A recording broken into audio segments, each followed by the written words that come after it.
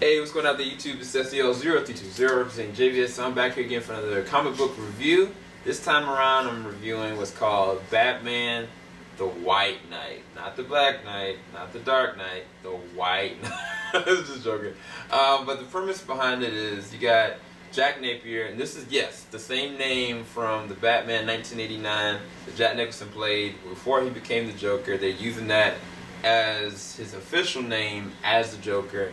And essentially what it is that this Joker, whatever this Elseworld universe, he's not that bad. He does petty crimes, he does this, but he's never actually really gone off and killed somebody. He's done a lot of vandalism, very highly smart, very intelligent.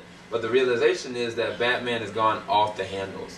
And within the confines of just the first comic book, you see that Batman has no regard for human life on certain situations.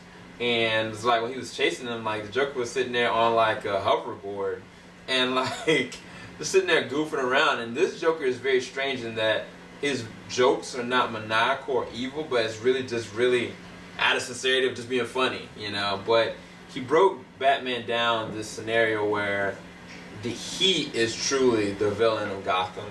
And I think that's where this whole entire comic surrounds, because he brought himself to this warehouse where these pills, he said, this is what's going to cure me, you know, and I'm going to show you exactly how much you need me. Because I guess before, you know, I guess Jack Napier as a person, like he tried to be a comedian, tried to do this, he went into petty crime, then he saw Batman, and he felt like an instant connection. He felt like it was his life mission to go and intersect with this man, but then he came to realize he didn't know him at all. Whatever version of this Batman, like even like the Commissioner, Barbara, Dick Grayson, they all were like, you are flying off the handles, until Batman shows them something, which I don't want to spoil it, but it's very interesting how I could see him going off the rails. And kind of something like that similar happens in the Murder Machine for the Dark Knight Metal, about that specific person and where that actually platformed Bruce Wayne to go as a character. And this one's, I guess this is no different. The weird thing is that after he's brought back into the cell, he comes back, got plastic surgery and all this kind of stuff, but his intelligence level spiked to the point that he was like, I am going to win Gotham back, essentially. And it's not just him like winning like his esteem over, like he basically was kind of like, people were saying like, man, Batman went over the handles, like sitting there trying to kill him essentially.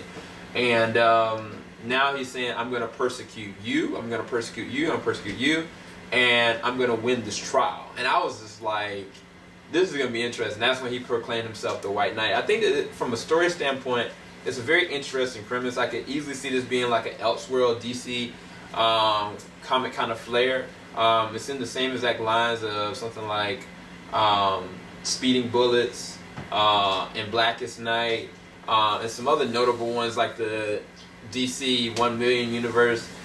This is going to be something probably for the record books, and they actually had a really decent variant in this one right here, and then this is the official cover art right here. But I would say it's a good read. I think there's going to be 8 issues exactly, so I give this actually an 8.5 out of 10. I thought it was a really well drawn out story. I don't know about the mechanics. I think when, you know, Batman was on the pursuit, I was like kind of feeling it. It brought me to like the Mark Miller Nemesis, like when I thought about like what Batman could really be if he went on the edge kind of like this. And it's just fitting that now you got these Dark Knight Metal, Dark Universe Batman in the limelight, and then you can easily see where Bruce Wayne could have gone to actually seeing where he's kind of going into the line of. And I think it was really interesting opening where you see him chained up, you know, in Arkham. So I guess we'll see where this goes, but hopefully you enjoyed this review. Keep it locked. JVS, we ain't gonna stop. Talk to you guys later. Peace.